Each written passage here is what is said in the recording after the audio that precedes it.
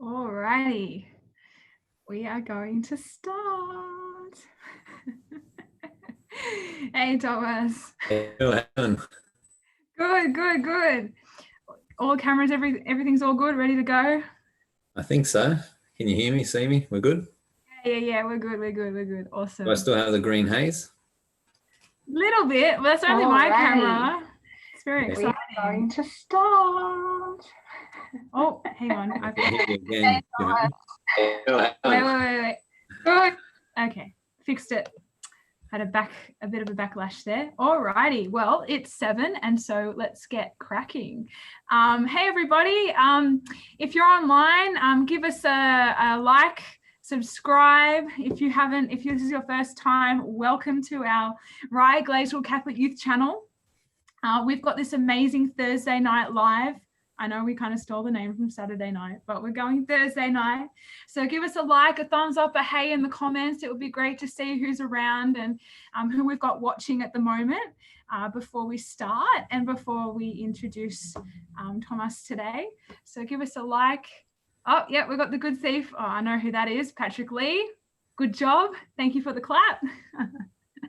Continue to like and subscribe, and please share this. Joseph is here. Fabulous. Good to see you, Joseph. Anybody else, give us a clap if you're online.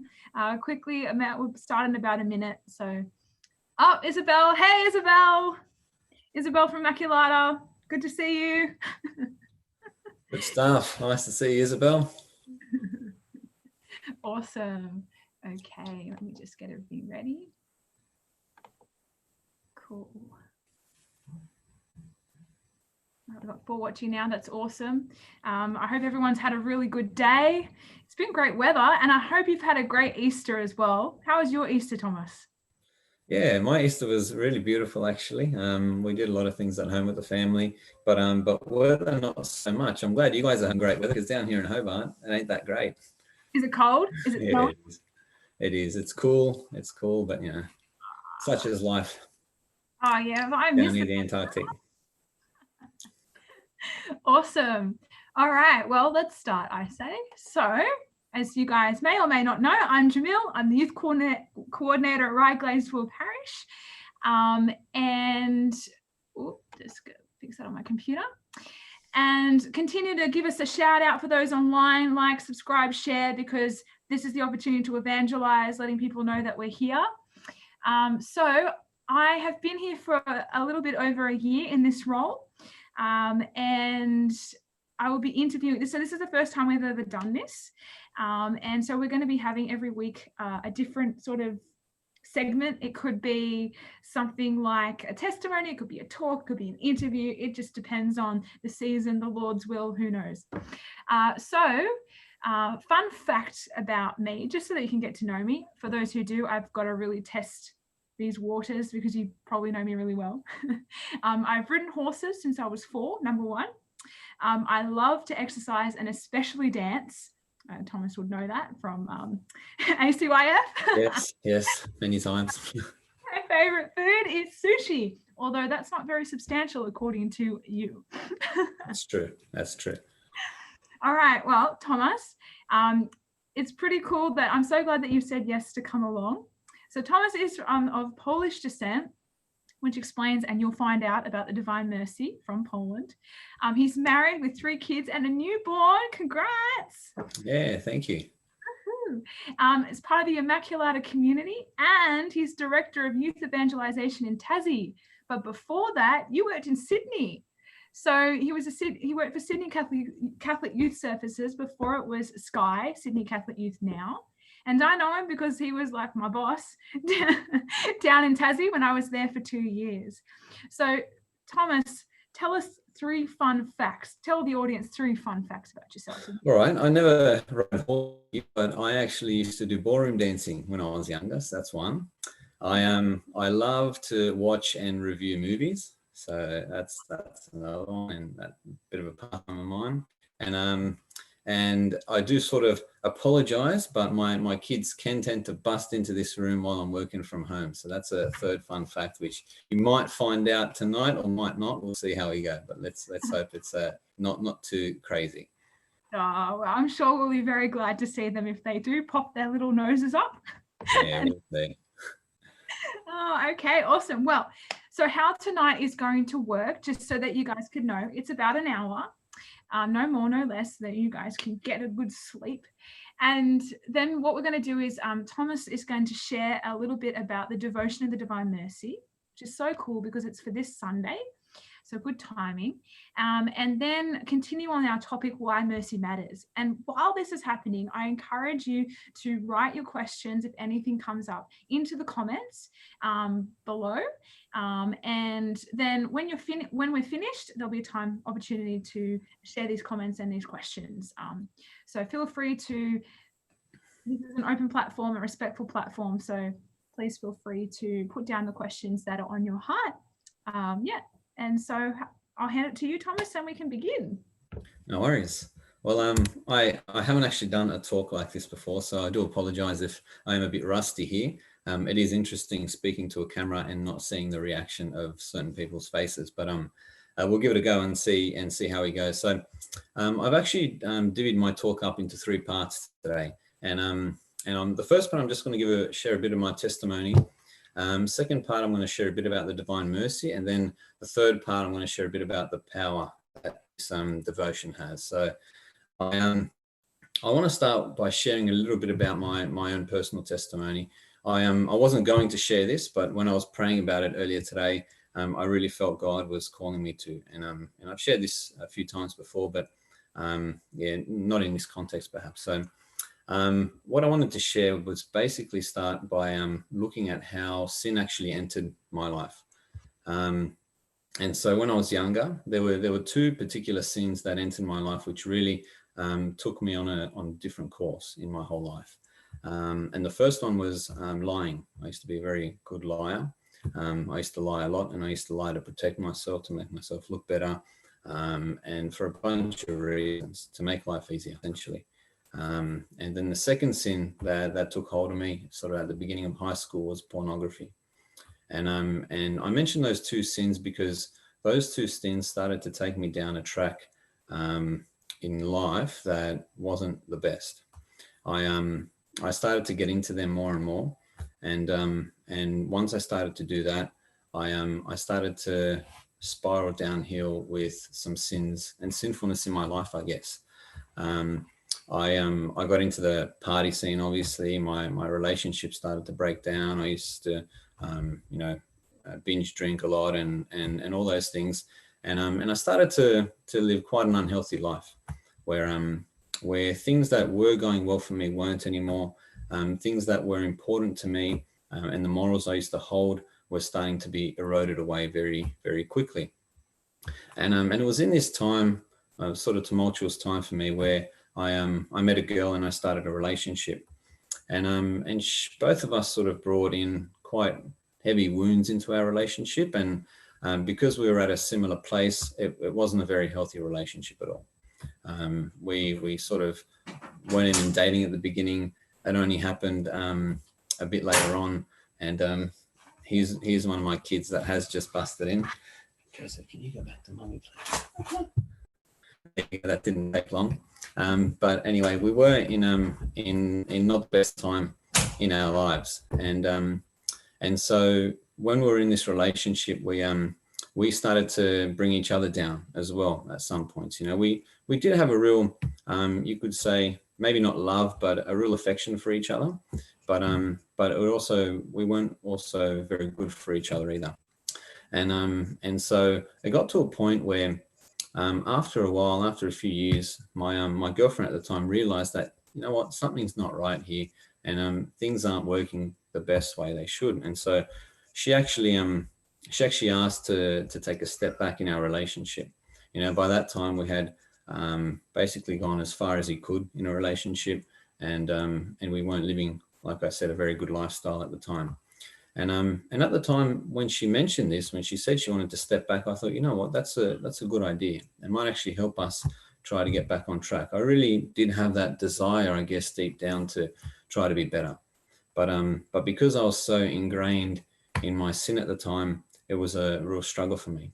And so while we stepped back, I actually went the other way. and I really struggled in my sin, and it got to a point where I did something I never thought I'd be able to do, and that was that I basically cheated on her, and it was a few times, and she knew nothing about it, but when I got to this point, I can say it was probably the lowest point in my life. I thought it was something I'd never be capable of, but here I was, and it happened. And that was a real turning point for me, because I remember after the sort of final time, it was really weighing heavy on my heart, and I was in Europe at the time. I was having a party sort of 6-month trip, and then there was a point in that time where I had about 2 weeks free in between Italy and France, and when I spoke to my girlfriend, who was back here at the time, she sort of mentioned to me, you know what, why don't you go, when you're going to Paris from Italy, why don't you go via Assisi and Lourdes? And I thought at first, why would I go there? I'm here to party, right? And if anyone knows anything about those two cities, you don't go there to party, you go there to pray. But I thought, you know what, I'm on my own, so why not? And I went there, and long story short, I had a real huge turning point, particularly in Lourdes.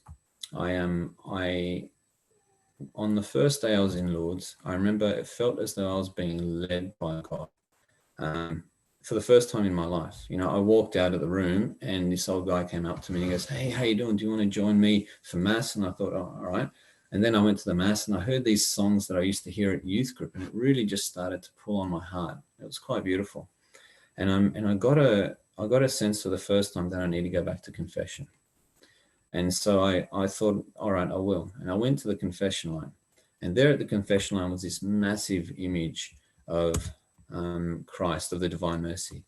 And if you haven't seen the images, I've got a little one here.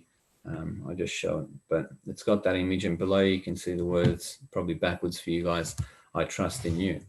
And I remember looking at that image, and I thought, it really gave me a real confidence and grace to be able to go to confession and confess everything I had done. So I did do that, and it was one of the most beautiful moments in my life. And so I continued to when I came out of that confession, I felt like I was floating on air.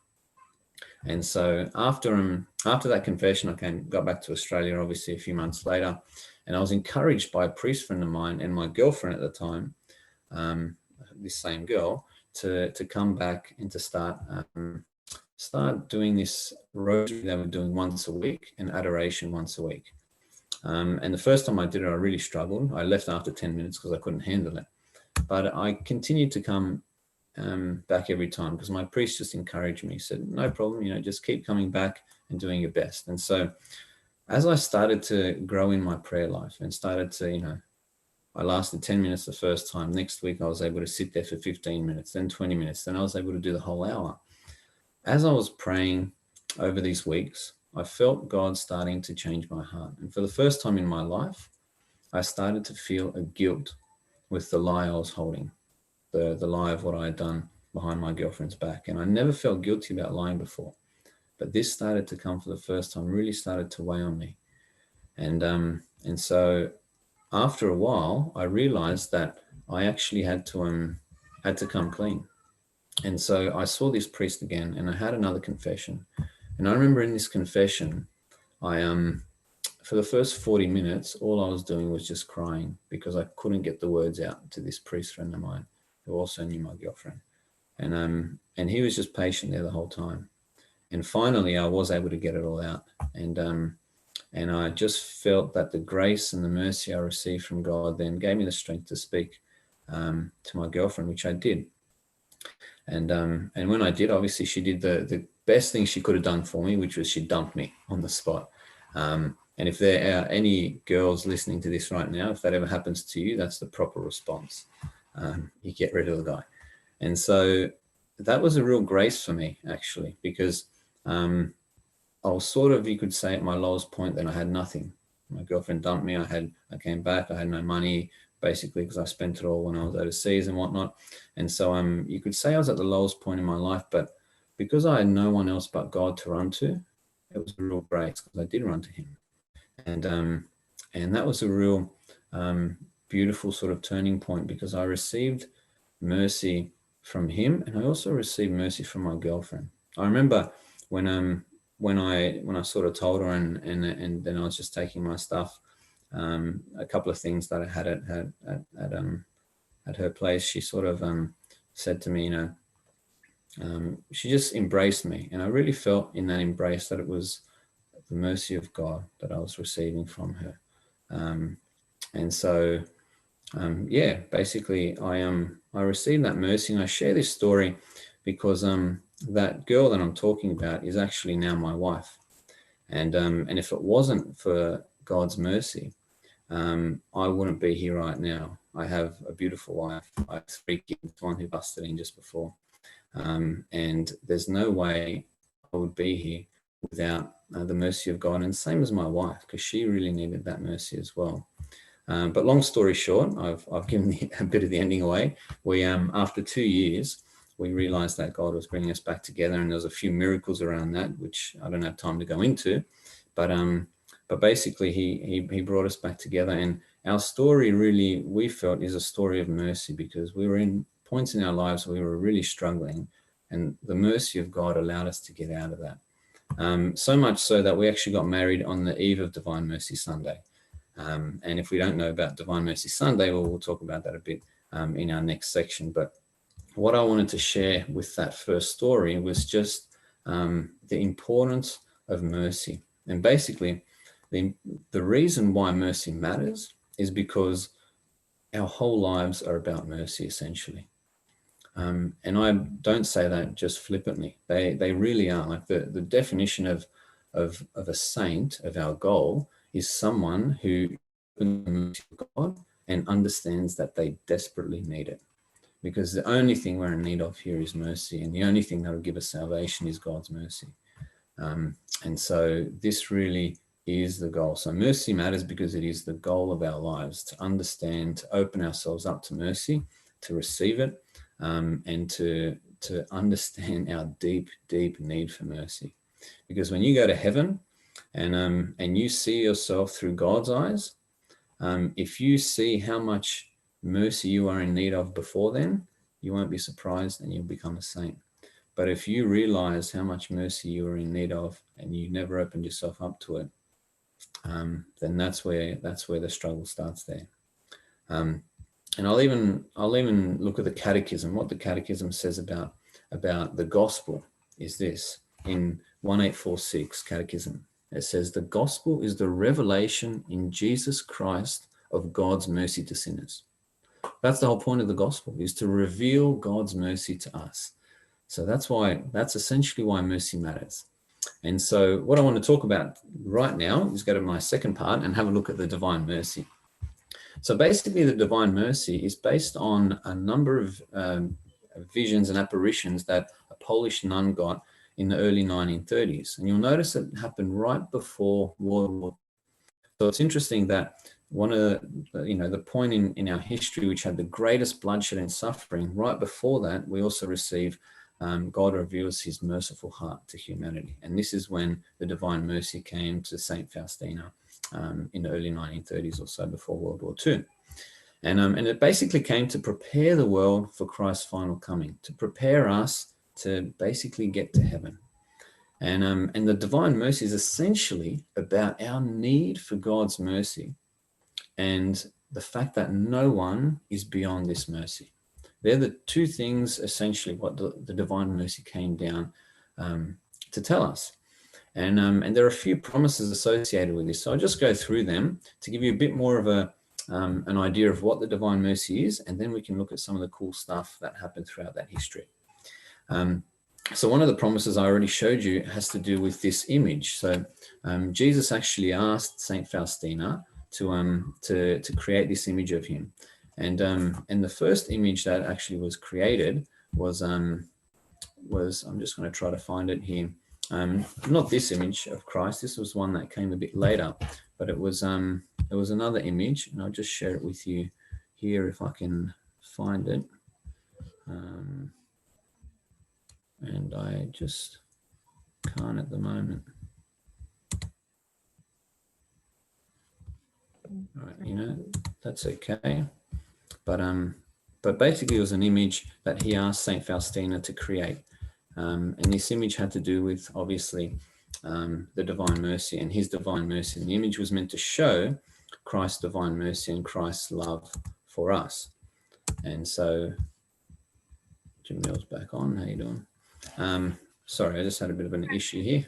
Need any help with the share screen? No, I've got the share screen, but the problem is the screen I want to share isn't coming up.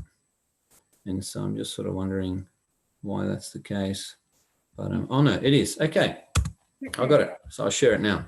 Right, let's do it. Jemille, thank you. There's the screen. I hope you guys can see it. But that's basically the image I was talking about. And the two guys on your left there, I'll talk about in a second as well. But that was the first image that was created. And we'll come back to that in a second. But basically, Jesus promised that in this image, those who venerate the image and place it in honor would not perish. So he's basically promising these people eternal life just through this image, because he wants to show all of us how great his divine mercy is. A second thing that was instituted was the Chaplet of Mercy, of divine mercy. And that is basically something you pray on rosary beads. And it's a prayer acknowledging God's divine mercy and our need for that. And he said that those who recite the chaplet will basically receive unimaginable graces during their lifetime. And they said it's especially efficacious for those who are dying, and when you pray that on the bedside. Another one that Jesus asked St. Faustina to do was institute the Feast of Divine Mercy, which was on Divine Mercy Sunday. And Jesus basically said that this day the floodgates are going to open for God's mercy on all of humanity, especially those who are sinners. And he basically said that if you go to confession and communion on Divine Mercy Sunday, then you'll receive a complete remission of your sin and punishment of sin. Now, that's a very crazy thing to do, because the complete remission of sin and remission of the punishment of sin, only baptism can essentially do that. Because, even when we sin, if I break someone's window, I can say sorry and I can be forgiven for that, but I also have to pay them back for the window. And the same works spiritually. There's this, remission of sin where we have to sort of pay back in a sense, and we do that in different ways. But Christ is here saying that all that will be completely alleviated as well, which is a crazy thing to say, but he wants us to know how great his mercy is here, and it's incredible. Leading up to Divine Mercy Sunday, Jesus has also asked us to do a novena of Divine Mercy, which will start on Good Friday and the day before Divine Mercy Sunday, 9 days in a row. And he also instituted, or wanted to institute, the Hour of Mercy. So 3 p.m., he told St. Faustina is the time that he died. And he said this hour is a huge hour where many of his graces are being poured out to those who acknowledge his passion during this hour. So at 3 p.m., those who say a prayer or acknowledge his passion, huge mercy and graces will be flowing throughout the world. And the final thing he asked for was that the mercy that we are receiving here, that we give that to others as well. And he asked, the three ways he asked to do that was through our actions, through our words, and through prayer. And he basically said that when we do that, we really honor and praise him and his mercy when we allow that to come through us to other people as well. So that's basically how Divine Mercy came to be, or a little bit about it. But now the history is pretty cool as well. Like I said, it did start with St. Faustina. She received the visions just before World War II erupted. And the way it got spread out was, I showed you that picture before, was her confessor, Father Michael Sapotsko, was the one who was able to get it through the Nazis, get it through the KGB, get it out to the US. And with these little prayer cards, which was the photo I showed you before, he was able to really spread that worldwide. Now, originally, the Divine Mercy and the actual devotion to the Divine Mercy was banned by the church. And this was in 1958. And the reason it was banned was because there was a bit of confusion in regards to a translation. There were some rumors going around which were heretical and untrue. And so the church basically said, no, we're banning this. But the Polacks, obviously, the Polish people, they don't give up very, very easily. And so they asked them to look into it. And so the Vatican gave it to the Polish bishops, and they gave it to the Archbishop of Krakow to look into. And when he met with Father Sopocko, he goes, all right, I'll look into it properly. 20 years later, in 1978, the ban was lifted. And that same year, St. Faustina was beatified. Now, 6 months after she was beatified, the Archbishop of Krakow, who sorted all this out, became Pope. And he was known obviously as St. John Paul II. So he was the one that lifted this ban, that worked on it. And 6 months after the ban was lifted, St. Faustina was beatified, he became Pope. Now, when he became Pope, he was able to do so much for the world in regards to getting this divine mercy out to everyone else, because it was a message that Jesus wanted the whole world to have. And it got to it was even at the point where JP2 considered, he said this himself, that spreading the message of divine mercy was his special task assigned by God. He believed that was his mission by God, was to spread the divine mercy of Jesus Christ. And one of the big things and the big ways he did that was in the year 2000, where we had the great Jubilee year of mercy. Now, these are huge years when it's a great Jubilee. And this year was a great Jubilee year of mercy, where St. Faustina was canonized and John Paul II officially instituted the Feast of Divine Mercy Sunday. And again, that was a really big deal at the time, because normally when a feast lands on a Sunday, the Sunday takes precedence and the feast doesn't. But here he was saying, no, the feast is the Sunday. It's a Divine Mercy Sunday feast, which was a very, very big thing at the time. And he basically said, JP2 said, that by this act of canonization and institution on that day, he intends to pass on the message of divine mercy into the third millennium, to the whole world and into the third millennium, to prepare everyone to receive salvation and for the coming of Christ again. So it was a huge, huge thing. Now, funnily enough, St. Faustina actually had a vision of this day. She had a vision of this day in the year 2000 where this would happen. And there are 4 things she saw in this vision, which were really cool. The first thing was she saw St. Peter speaking to the Holy Father, to the Pope, during the Mass. And so this vision, we sort of understand that the authority of the church is here in instituting this feast. So it's not just a feast that a guy, some pope liked and he instituted. No, this was a feast coming from God, coming from St. Peter, from the authority in the church here. And the second thing was she actually saw a vision of TV screens before they were even invented. Because what she explained basically, that there were people in a convent who were able to see this Mass on some sort of screen, and they were almost present there looking at this Mass but not actually being there. So she actually had a vision of people watching this Mass on TV, which is exactly what happened that day before TVs were even invented, which was pretty incredible.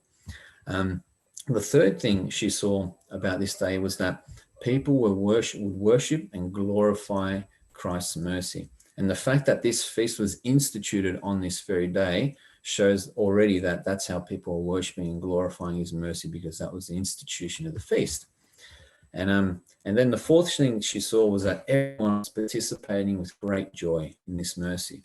And one of the things that JP2 said, which is pretty out there, was he actually said that this day, the day that he instituted the Divine Mercy on Divine Mercy Sunday in the year 2000, was the happiest day of his life. Now, if you think about all the things this guy's been through, he saw the end of World War II, the fall of communism. He became a priest, which is an awesome deal for someone. He became Pope, like he graduated from university, like all these awesome things that would have happened in his life. All of them took a back seat, and he said the happiest day of his life was the day that he instituted Divine Mercy Sunday. I mean, that just goes to show he really thought this was his mission. And because he thought he was really fulfilling it that day, it's the happiest day of his life. And of course it would be if you believe you're fulfilling your mission, right? The other thing I wanted to add very briefly was that the Divine Mercy is actually connected to Our Lady of Fatima. Some of you may know about that devotion, but the last vision that Lucia had of Our Lady of Fatima talked about how the Immaculate Heart would lead people to Christ's graces and mercy. And so it was leading people, Fatima was leading people to this divine mercy that we find out now. And another thing that's very important is where this happened. So this happened in Poland, the divine mercy, right? But it also, more specifically, it happened in Krakow, or Krakow, as you know in English. And it's interesting that the greatest revelation of God's mercy happened in the same place as the greatest suffering and evil that happened in the world. Because not too far, only 30 or so kilometers away, was Auschwitz. And Auschwitz to this day is a symbol of the greatest suffering and the greatest evil that this world has experienced. And it's no coincidence that both of those things happen in the same place. And it's almost, and one other thing I want to share on this, on the divine mercy and the history here, is has to do with JP2. You know, JP2 was criticized by some people for this devotion, for instituting Divine Mercy Sunday and a few other things. But when you look at his life, he actually died on the vigil of Divine Mercy Sunday. So on the Saturday night, he celebrated Divine Mercy Sunday Mass, which is the vigil. And after celebrating that Mass, going to confession, doing everything in the promise that said you needed to do to get straight to heaven, he died straight after that. So it's almost like God's stamp of approval that this is from him. And that's just incredible. So that's about the history of Divine Mercy Sunday. And what I want to end with is just a story on the power that this divine mercy actually has in people's lives. So I want to talk about a man from World War II. His name was Rudolf Höss. You may or may not have heard of him. He was basically the third in line or second in line after Hitler and Himmler. So Hitler was obviously number one, Himmler was number two, and this guy was third in line. He was known for his evil and for his brutality. He was so intelligent, brutal, and evil that Hitler actually made him the commandant, the head of Auschwitz. Under this guy, under Rudolf Höss, an estimated 2.5 to 3.5 million people got killed in Auschwitz. He was there basically to mass murder as many people as he could, and he was very good at it. And that's basically what he did. 2.5 to 3.5 million people. No one even comes close to killing that many people as this man did. By far, he's killed more than anyone else. When you look at him being the commandant and him being the one to do all this. Anyway, a brief story. When he was commandant in Auschwitz, a Jesuit priest who was head of his order came back to his monastery, and all of the priests were gone and taken to Auschwitz. When he found that out, this priest said, you know what, out of solidarity and out of love for my priests, I'm going to go in there and join them. And so he basically tried to walk straight into Auschwitz. He got caught. He got caught and got taken straight to Rudolf Höss, who was the commandant here. And basically he said to him, look, I want to go into Auschwitz. And normally Rudolf Höss would have just looked at a guy like this and said, all right, shoot him in the head and get him out of my sight. But he didn't. He saw that this guy could speak German well, and he was pretty, impressed by this guy's courage of just wanting to walk into Auschwitz. But he basically said, you know what, I'm not going to give you the joy of joining your friends, but I'm not going to kill you either. So he goes, just get out of my face. And so they threw him out. Anyway, the war ended, obviously, and Höss was caught about a year after the war, and he was taken to the Nuremberg trials, where he was sentenced to death via hanging. And I want to read you something a psychologist said after seeing him. This is a quote from a psychologist who treated him once he was caught and before his death. In all discussions, Höss is quite matter-of-fact and apathetic. He shows some blatant interest in the enormity of his crime, but gives the impression that it never would have occurred to him if somebody hadn't asked him. There is too much apathy to leave any suggestion of remorse, and even the prospect of hanging doesn't unduly stress him. One gets the general impression of a man who is intellectually normal, but with the schizoid apathy, insensitivity, and lack of empathy that could hardly be more extreme in a frank psychotic. So he was basically saying this guy had no consideration for the enormity of the evil he had done. He was so apathetic to it that to him it was like eating bread. He couldn't care less. This was the type of guy who had done all these horrible crimes. Now, while he was in the Polish prison, he originally was scared to go there because he thought after everything he had done, he was probably going to be tortured there. Now, he wasn't. He actually received dignified treatment. And believe it or not, he started to have a change of heart. He was actually a baptized Catholic, Rudolf Hoss. And it got to the point where after spending some time in a few days in this prison before obviously his death, he actually asked for a Catholic priest. Now, after everything that had happened, the Catholic priests in Poland that could speak German didn't want to see him. And those who couldn't speak German couldn't see him. And so he remembered this one priest that he let go many years ago. And he remembered his name. And so he said, I want you guys to find this priest and I want to see him. Because he remembered this priest could also speak really good German. And so they did find the priest. Now, ironically, the priest was the chaplain for the sisters where Divine Mercy came out of in Krakow. He was the chaplain of St. Faustina and her sisters at the time. And so he basically came and he saw him. Now, Rudolf Hoss had a confession with this priest for hours. And then the priest also heard his confession and profession of the faith. Then this priest came back the next day, but this time he came back with Jesus and he gave this man, Rudolf Hoss, communion. And after he received communion, the guards say that he was on his knees for hours, weeping and crying about how God had finally forgiven him. And he wrote this, and I'm going to share what he wrote with you. I've got a bit of a photo of it here. So I'm just going to go to it now, and I'm going to share to you what he wrote, and then I'm going to share something that St. Faustina received from Jesus. So let's see if this works. Okay. So have a look at this quote here. This is from Rudolf Hoss. My conscience compels me to make the following declaration. In the solitude of my prison cell, I have come to the bitter recognition that I have sinned gravely against humanity. As commandant of Auschwitz, I was responsible for carrying out part of the cruel plans of the Third Reich for human destruction. In so doing, I've inflicted terrible wounds on humanity. I caused unspeakable suffering for the Polish people in particular. I am to pay for this with my life. May the Lord God forgive one day what I have done. And he goes on to say, it's not written there, but I'll read it for you here. I ask the Polish people for forgiveness. In Polish prisons, I experienced for the first time what human kindness is.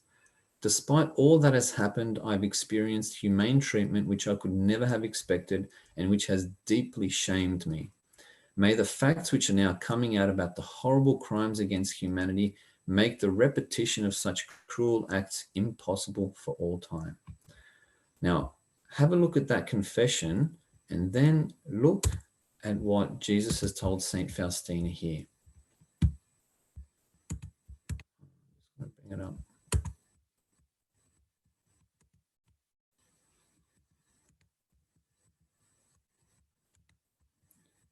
Okay, something's gone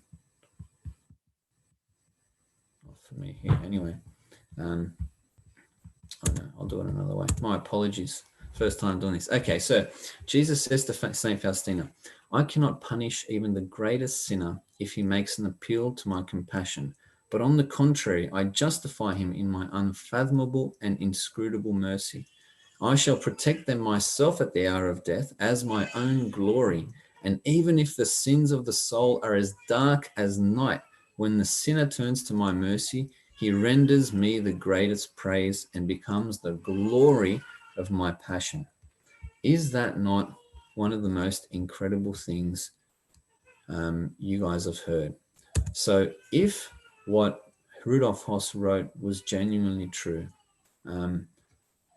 then the divine mercy he received would save him, without a doubt. And this was one of the most hardened, most evil, most disgusting criminals in the history of the world, potentially now in heaven because of Christ's divine mercy. So I wanted to share that with you, that story, because it's a beautiful story of how the divine mercy has no limits, and the power that the divine mercy has in turning even the most hardened, most horrible, most disgusting hearts.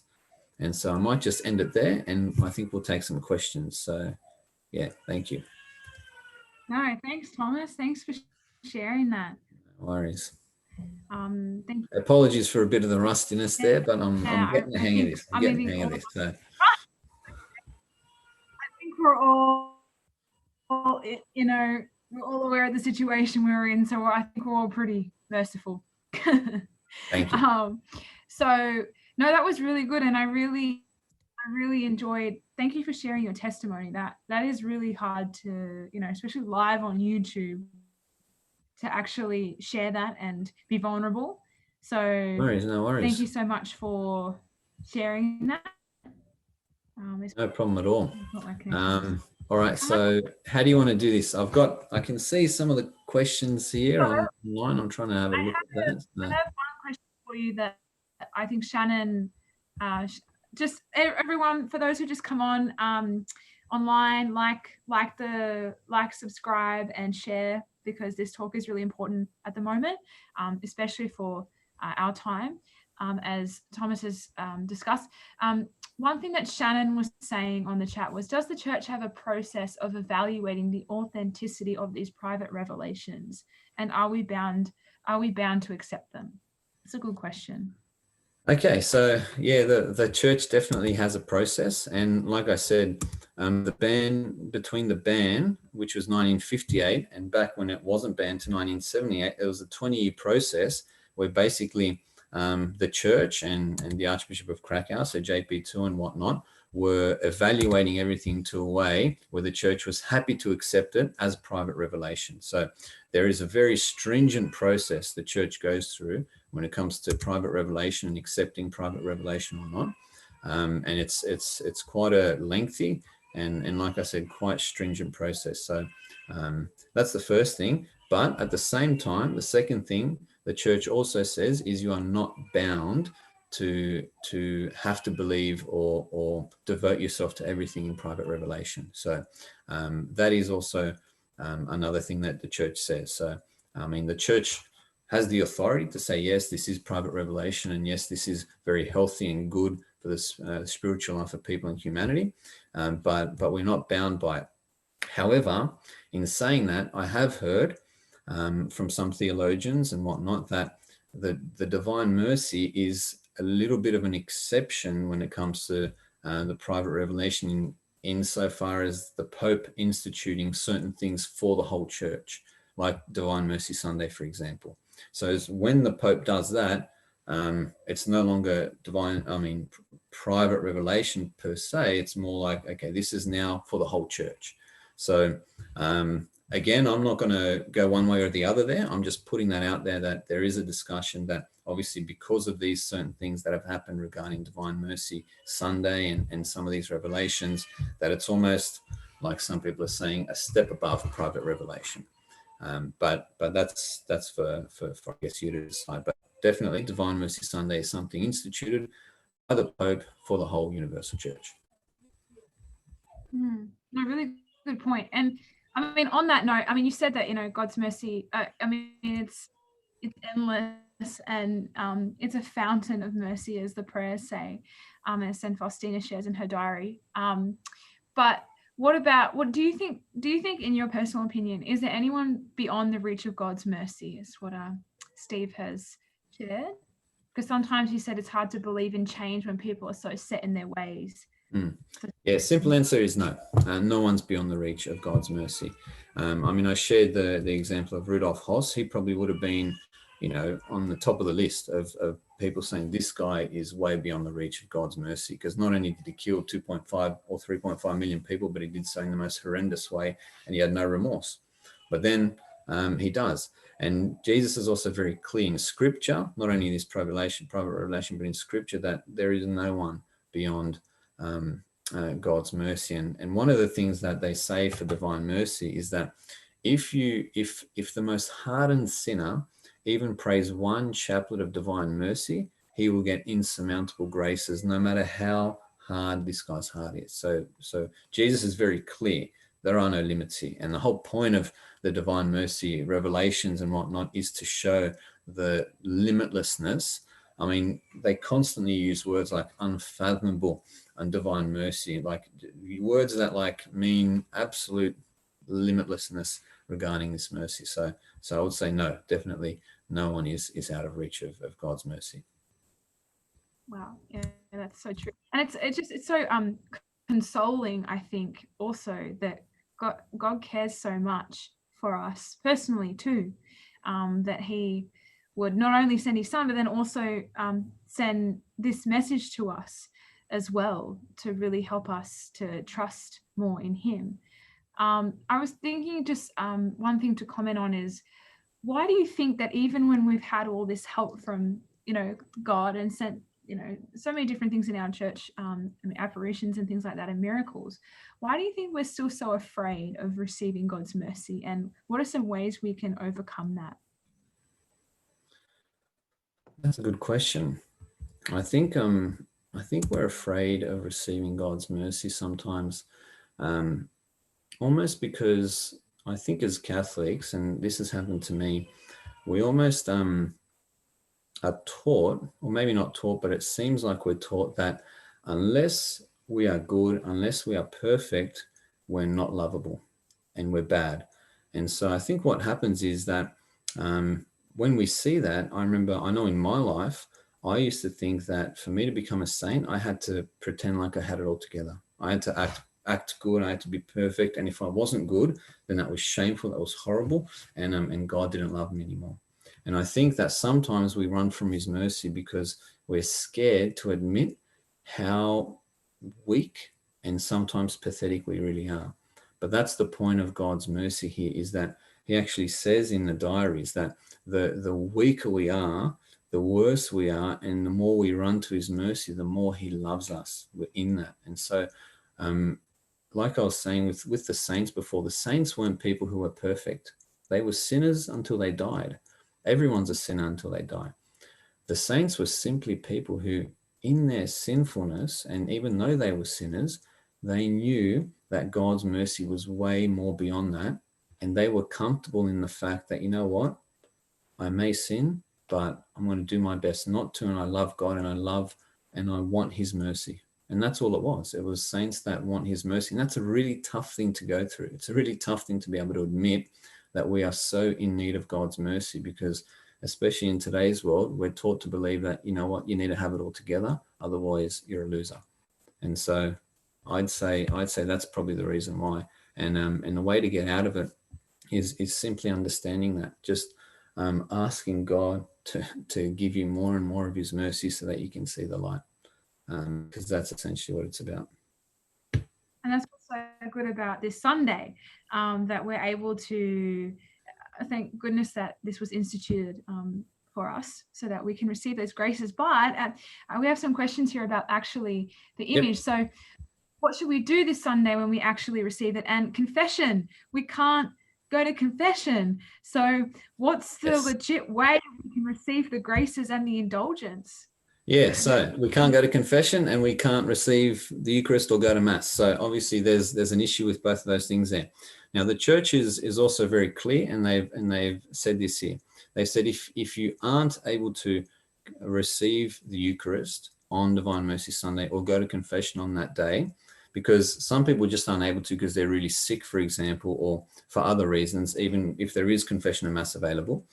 They say, the church actually says you will still receive the graces if you pray for the intentions of the Pope and do the other couple of things that they say, as long as the first opportunity you can have afterwards to go to confession and receive the Eucharist, you do. So that's basically what the church says. You can still receive all the graces this Sunday without obviously going to confession or Mass, because you can't. But as soon as after this Sunday's over, where it's 1 week, 2 weeks, however many weeks, you can go to confession and go to Mass, then you do that. And so you still receive the graces because your intention is to do that, but you actually can't yourself. So the church does make it clear that you still receive all the graces and the promises of that day. Fantastic. So then after all of this goes back to normal, do you recommend people actually go to confession and obviously receive the Eucharist? Would that kind of then bring that together and, I don't know, solidify? 100%. Even down to Divine Mercy Sunday, go to Mass and go to confession. But yes, definitely, as soon as you can. I mean, to be honest, I think most people will be aching to, because I know, it's been a few weeks now, however long, where we can't have Mass, and it's already so difficult for many people. So I think you'll all be aching to do that anyway. But yes, definitely recommend do it ASAP. Fantastic. We had a question about the image, actually. So the image behind me, the rays. What do the rays mean? The red and the blue. Okay, so I believe the rays mean the red. It's actually red and white. It's meant to be red and white, not red and blue. But they actually stand for the blood and water that came out of the heart of Jesus when it was pierced, and also stands for, I think, the love and mercy that Christ has for humanity. So I did have it here. Hold on, let me just check. I do have it here to make sure I've got that right.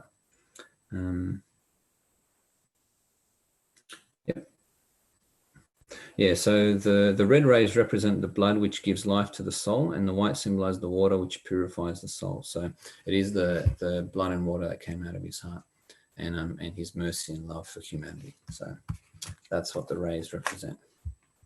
Beautiful. There's another question here, just before we quickly finish.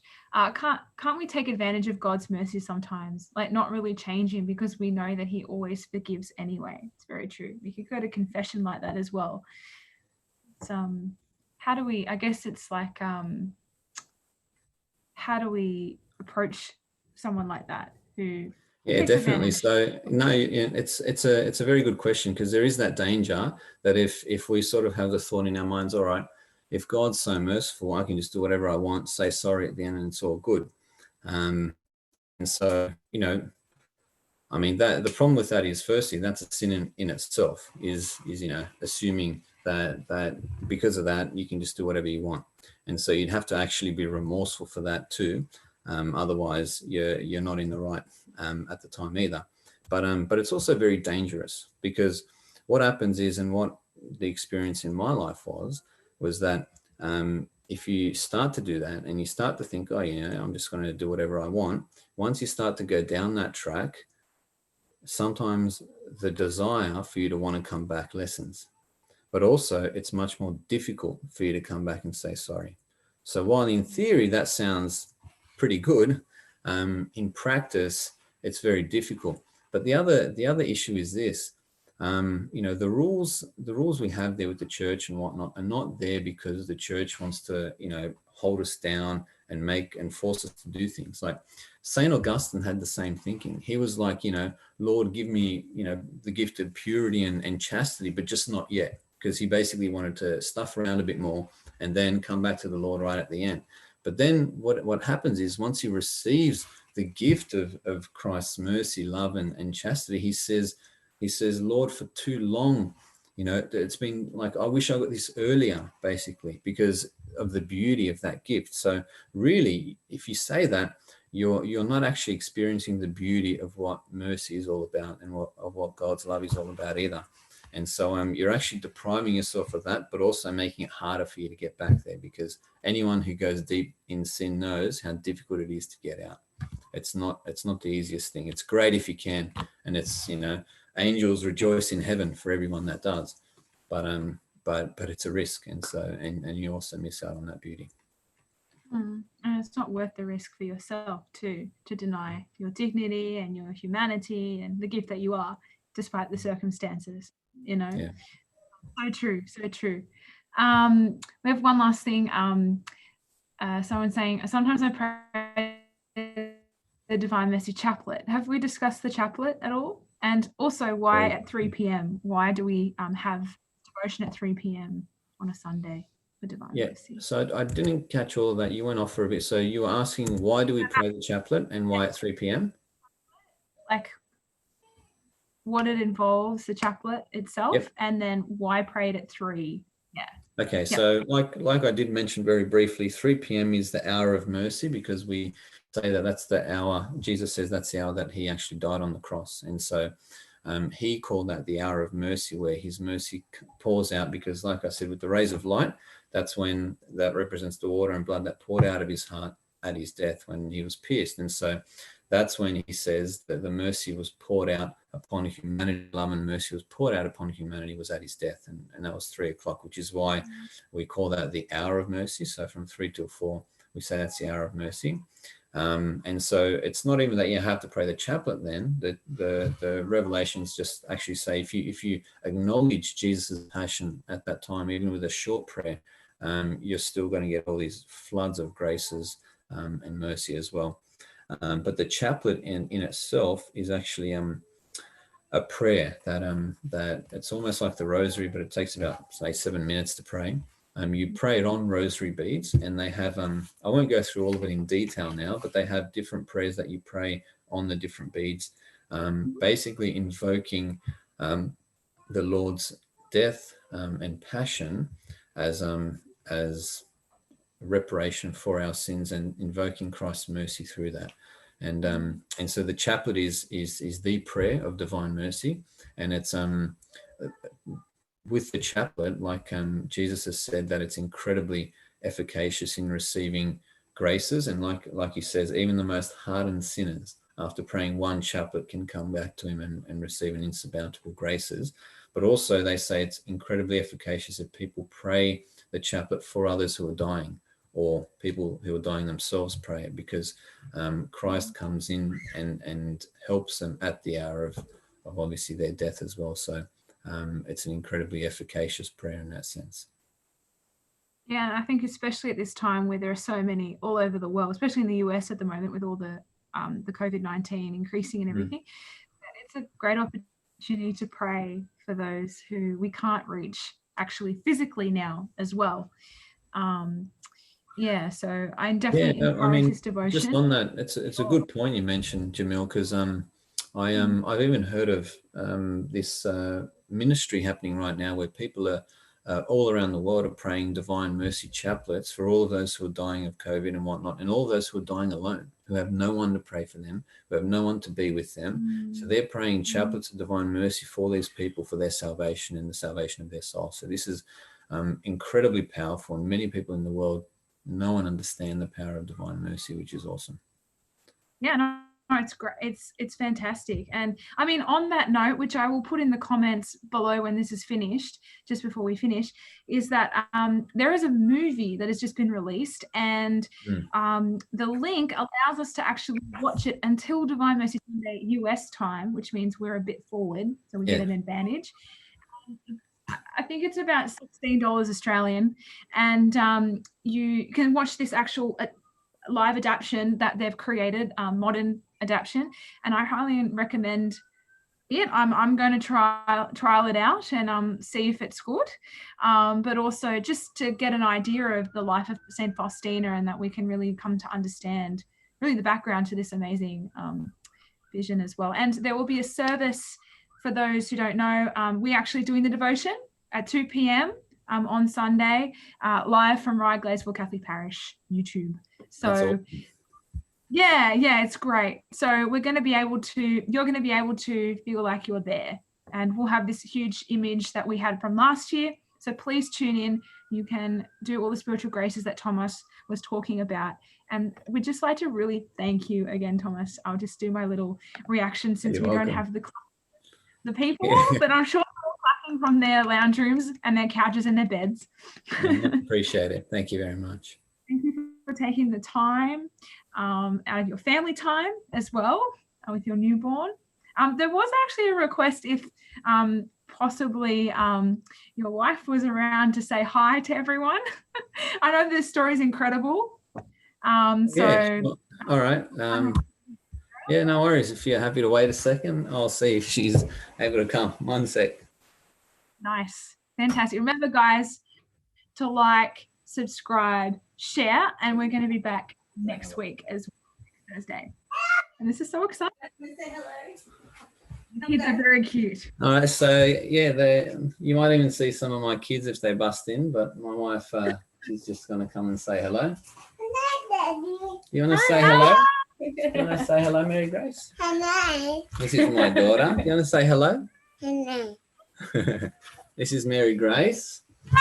And this is Joseph. Wow, and our third, John Paul, he's just sleeping, I think, at the moment. So we're not going to wake him because him sleeping is like gold. So, but yeah, these are two of them and my wife. Oh, thanks so much. No worries. Thomas, have a Right, blessed bye-bye. week. Bye-bye. Bye, Jason. Bye. All right, see you guys later. God bless. Thank Thanks you. again, Bye. Jemille. Love you.